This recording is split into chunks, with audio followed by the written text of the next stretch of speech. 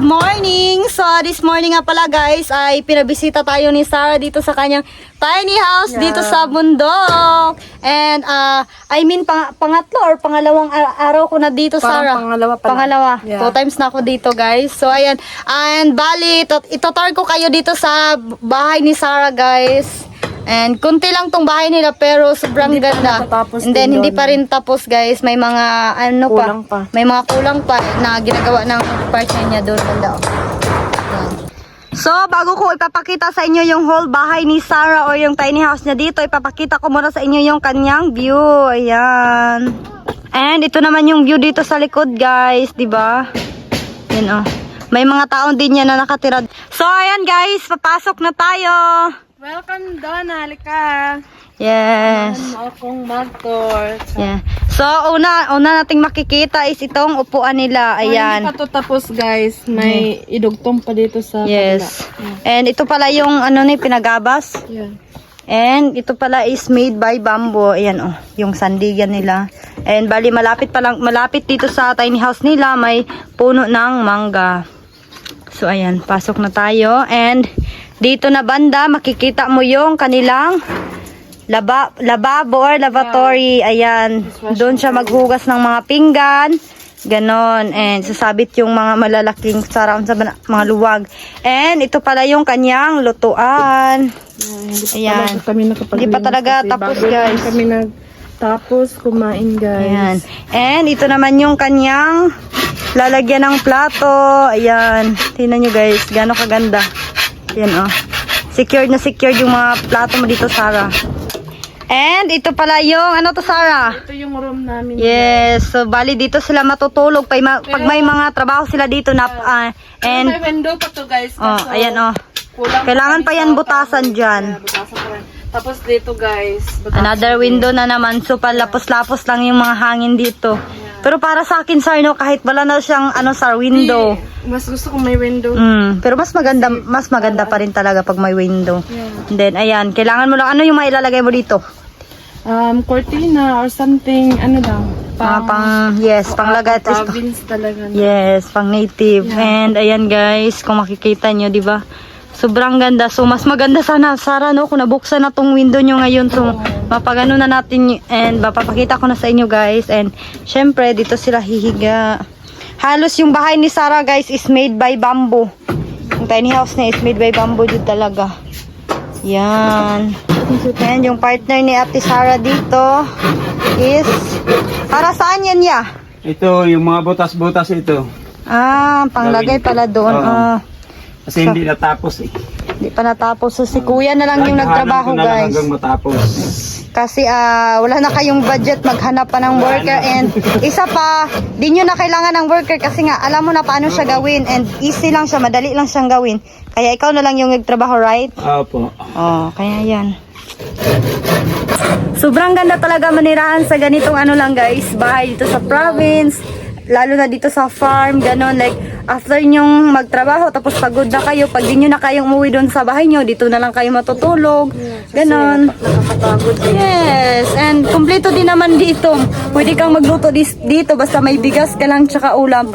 Pero di naman kailangan magbibili ka pa talaga ng ulam doon, kasi nga, malapit lang dito sa ilog, and pwede ka doon mag-fishing, guys, para may pang ulam ka, ganon. And bali, andito pala yung ni Sarah dito daw guys, garden, dun sa baba.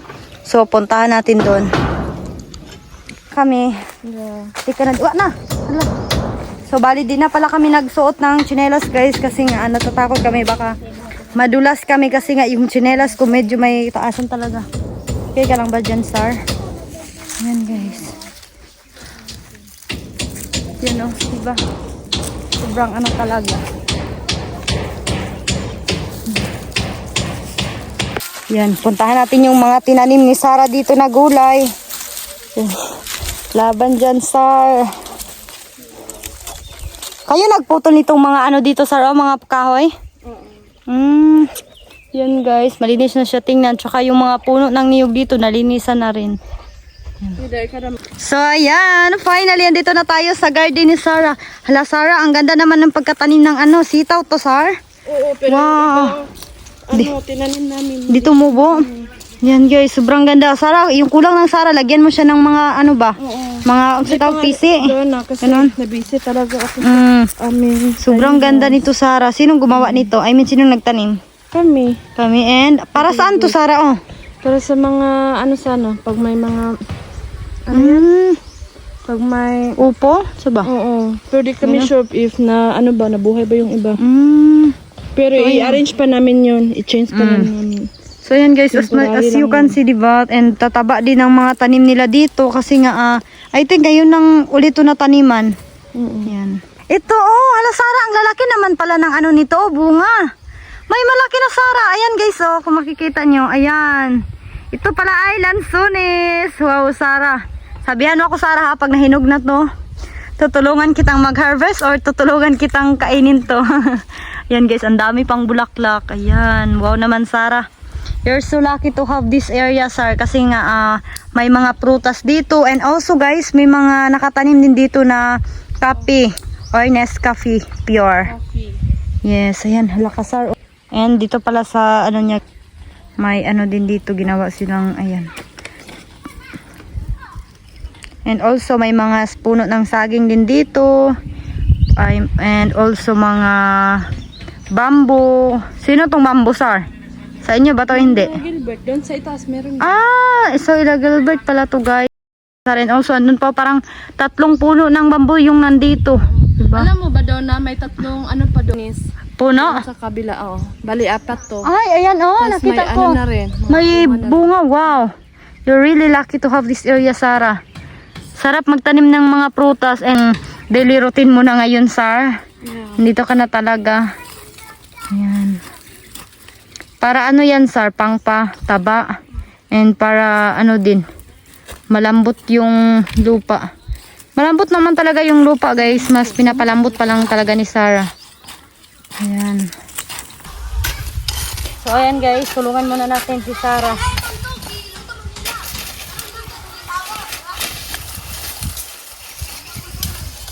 Parang ganun siya. Parang lagyan siya ng lupa sa ano niya. Wala. Ay, namatay naman tuloy niya. Sar, pakatay na ba siya, Sar? Yeah, kaya bataan pa naman nagkuan.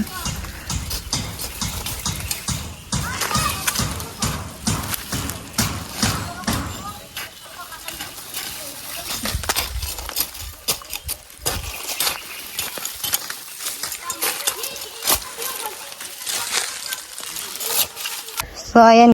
Bali, natapos na namin to dito. Maanuhan, oh. Mabugkal-bugkal or basta nilagyan ng lupa yung ano niya. Mga bawat puno ng sitaw. So, ayan guys. Sobrang ano talaga. Nainggit talaga ako sa tanim mo na sitaw, Sar. Yeah. Yeah, I hope so makabalik ako dito na ano na siya, may mga bunga and makaharvest na tayo. Palisan pala to galing yung mga seeds mo, Sar. Ano, kay Ate Kit, Dana. Ilan ba to? Ilan pack ba to? Marami to, pero yung, ay, parang 2 ata. Pero ayan, yung guys, ibang gulay na padala ni ate is, hindi siya Tumubo, ganun.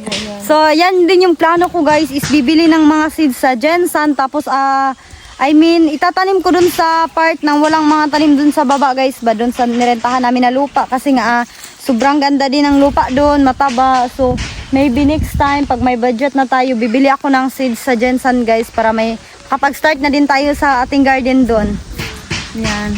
Nakabalik na kami dito sa room ni Sara and ngayon luluto kami ng donut like sa katulad ng ginawa natin doon sa tiny house ni Shin. And ngayon si Sara na naman yung kasama natin upang gumawa ng dough kasi nga tawag mo doon di ka nakatikim last time. Nakita niya daw sa post ko guys and ayun. So ngayon you're so happy na kasi andito na ako and syempre mapatikim ko na sa iyo ano yung mga ginawa naming dough doon. So, ayan, manyo kami, let's start. Okay.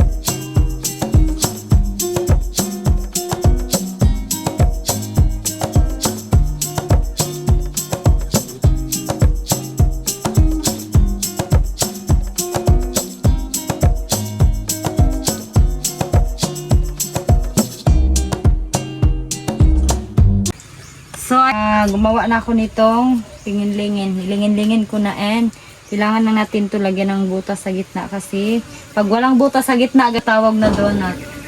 Ayan. Diba?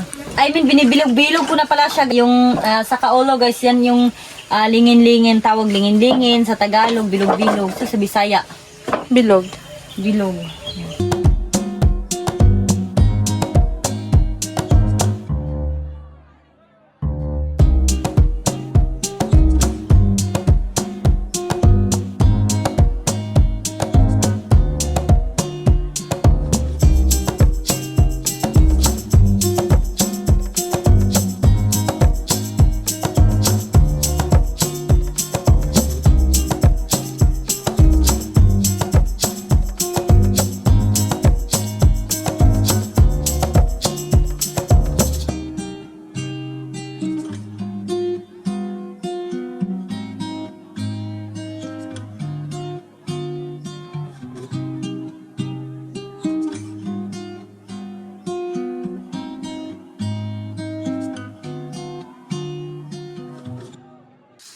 So ayan, gawa tayo ng ano to siya, Sarah? Lubid-lubid or shakoy. Ano niya? Ito da. Ayan. Upo na nga tayo. Satoy. Tulog. Shayrek. Mm. Tulog na hudo. Ayan. Lubid-lubid to guys. Ayan. Huwag kang mag-alala ti Joy Joy kasi tutubo pa to. Ayan o, tingnan mo. Kanina ang lalaki ng ano niya, butas sa gitna. Pero ngayon, lumiit na talaga. Uy, ang kari.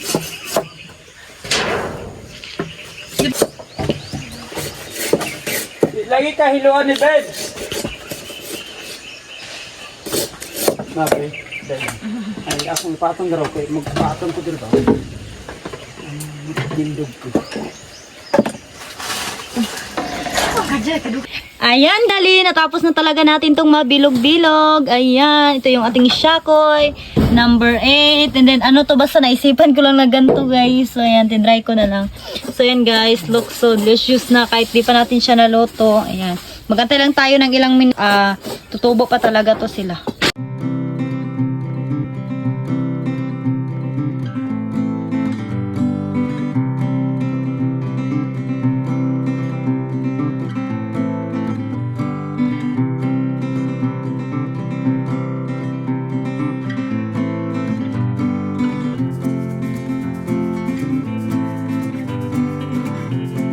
Maglagay na tayo ng mantika.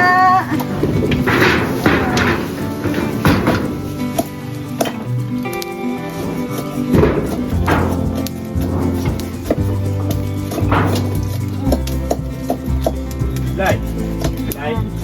Hindi ko mamalihog, Lai. Huwag ko ng sulupin, oh.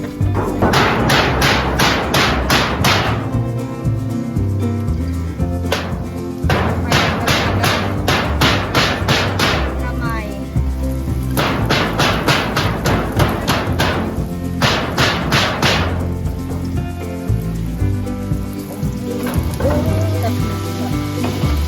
Ayan guys, look na guys. Kapit na maluto. Ayan. Ano na siya, nag-crop-crop.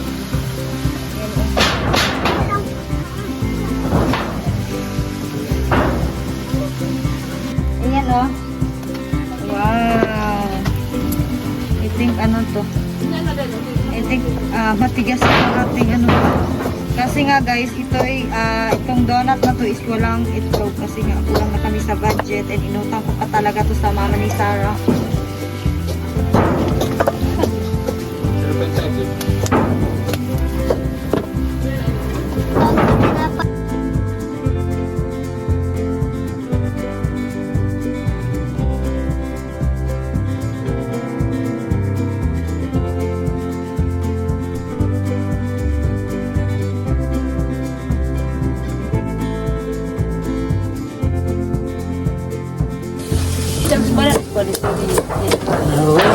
And then ayan si Kuya Jo.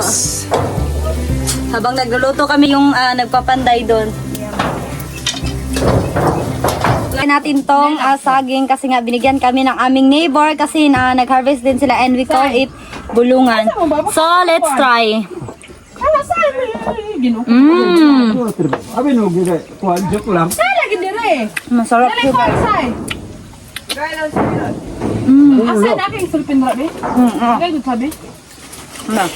Galing malo to girl. Okay na yung payag nila. Sobrang sarap guys. Sobrang tamis niya guys kasi nga sa puno lang din siya nahinog. Natapos na pala natin maluto to pero medyo may katigasan talaga siya guys. Pero I mean di naman gaano pero ayan oh, di ba? And nagbalot na din ako dito ng niyog, I mean yung coconut or butong kasi nga ito yung aming pantulak or tubig namin. Yan. And bali sila Sarah dito is nag-init lang din sila ng kape. Kape barako ba yan Sarah? Kasi diga, inig, Wow. inig.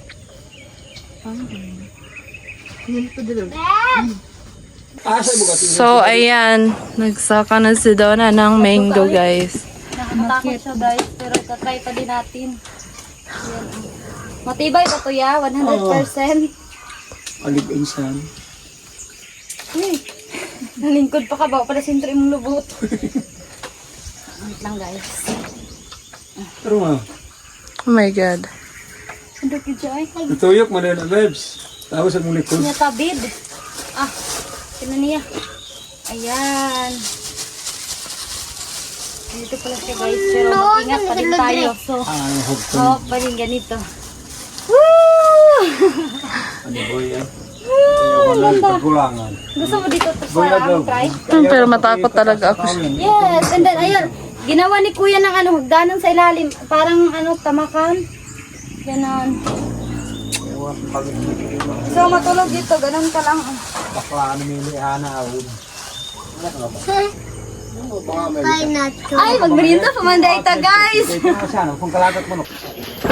So ayan guys, naghanap kami ng paraan and also may magarin din si Sarah dito. Kasi yung donut natin medyo di talaga didikit yung ano niya, sugar niya guys. So pahiran na lang natin to ng magarin.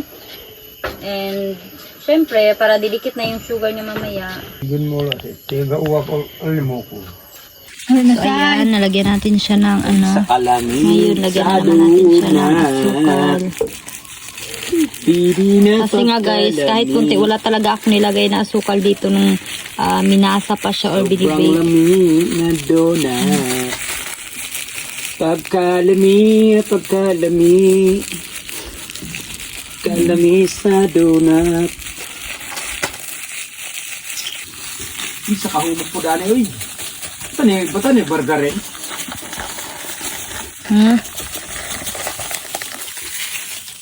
Ayan.